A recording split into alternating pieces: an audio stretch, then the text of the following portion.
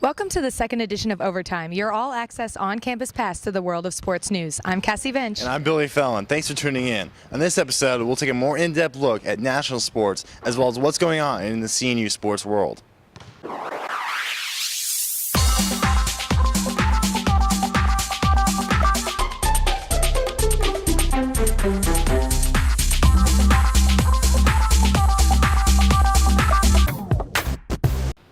First, let's check out national sports news. In baseball, three-time All-Star and two-time Gold Glove catcher Joe Mauer signed a $184 million contract over 8 years with the Minnesota Twins. This is only the fourth largest contract in MLB history.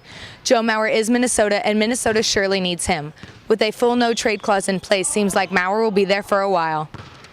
So, is your NCAA bracket totally screwed up? Well, you're not alone. Last week we asked students who they thought would win the whole thing, and only one choice remains in the tourney. Let's take a look at what students had to say.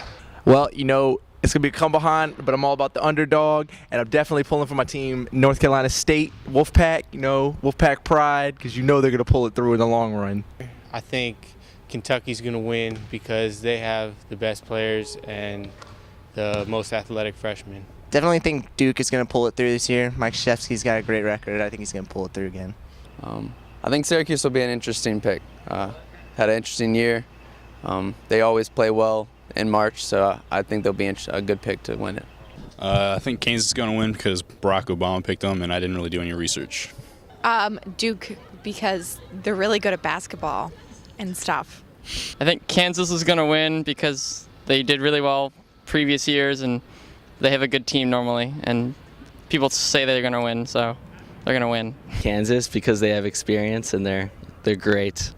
The NHL playoffs are heating up as the season is winding down. In the East, the Atlanta Thrashers trail the current 8 seed Boston Bruins by just a point with 10 games remaining. The race in the West is a bit more secure as the Calgary Flames trail the current 8 seed Detroit Red Wings by 4 points. The Washington Capitals and Chicago Blackhawks are the top seed in the East and West respectively.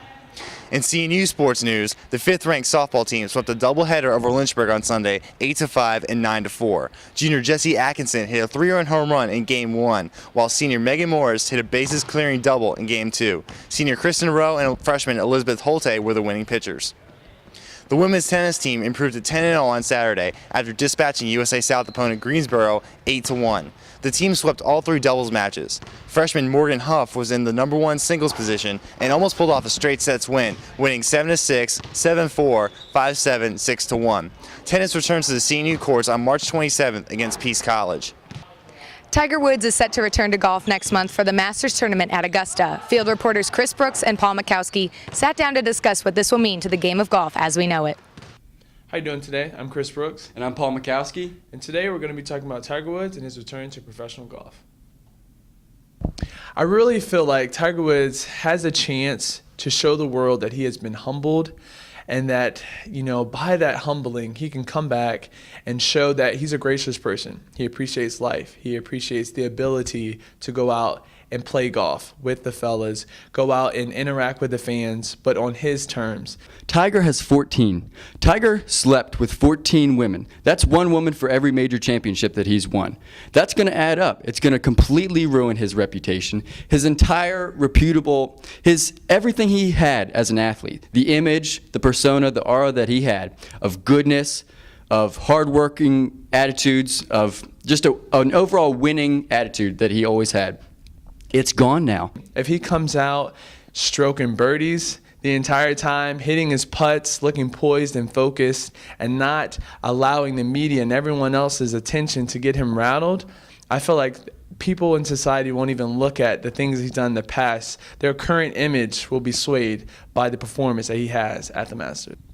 I do agree with that. Everything's changed for Tiger since last November, but no matter how you feel about him and no matter how you feel about the game of golf, golf fans and non-golf fans are going to be watching when the Masters starts on April 8th.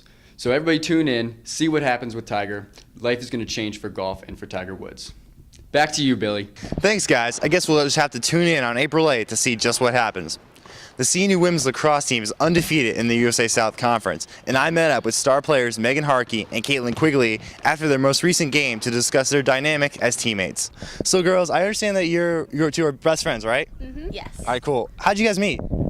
We met in high school, actually before high school, when we played against each other in youth lacrosse. We played against each other. And then we went to the same high school. So how does it affect your guys' play knowing that you have someone you really trust on the field with you? We're really competitive against each other, but we love to work together too. So. Is lacrosse part of your future plans, or you're gonna go into something else? We'd like to coach together. Yeah, college, that's actually our dream. So. Where'd that come from? Just from your love of the game, or do you guys just come up, or what's the story behind that? We coach together in the summers for camps, and we just both really love lacrosse, and it's a huge part of both of our lives. So, and it's just the next possible thing we could do because there's no pro league or anything. So. Cheer. How's the season going for you guys? I mean, we're undefeated in the conference, so that's good, and I think we're on a winning streak now. 3 games? Yeah. So it's going good. I think we're really excited about what we're going to do this year. So. We'll All right, great. Well, go ahead and check out the women's lacrosse team. This is Billy Fellon for CNU TV, signing off. It is always awesome to get an inside look into the lives of CNU athletes. Intramural sports are becoming increasingly popular here at CNU, and Overtime's own Paul Mikowski gave us an inside look. All college students need a way to unwind, and CNU students are no different. Intramural sports allows students to do this. Let's take a look at this ever-increasing trend. Who doesn't like to get their competitive juices flowing? For those students who are not part of a varsity sports team but still have a desire to be involved and stay active, taking part in intramural sports is a great way to get in touch with your inner athlete. After long days of studying, exercising, or trying to navigate around construction, many fellow captains find the time to engage in some casual sporting. Some choose basketball, others choose football. Some prefer dodgeball, while others like soccer. The options are plenty, and the casual nature of intramurals allows students to play for an hour or two, but still devote the rest of their day or week to other parts of their schedules. I play intramurals because it's fun, okay? And I don't have to work out, Look at this body right here, Oh, man. Huh? What's the best part about it? Hanging around my brothers, man. What was your strategy to win this dodgeball game? Hit people.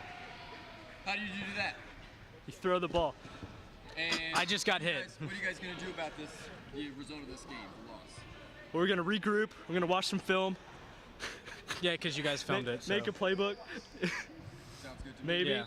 And what is your favorite part of playing these intramural sports? You get to sweat.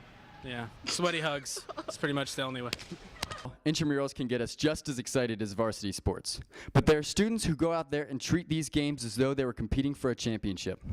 But then there are those who do it just to unwind. Whatever you choose, intramural sports are there for you to have fun. This is Paul Mikowski for Overtime. Back to you, Cassie. Thanks, Paul. Looks like we should all play intramurals if they're really that fun and exciting. Well, that about does it for the second edition of Overtime. I'm Cassie Vench. And I'm Billy Fellon, signing off.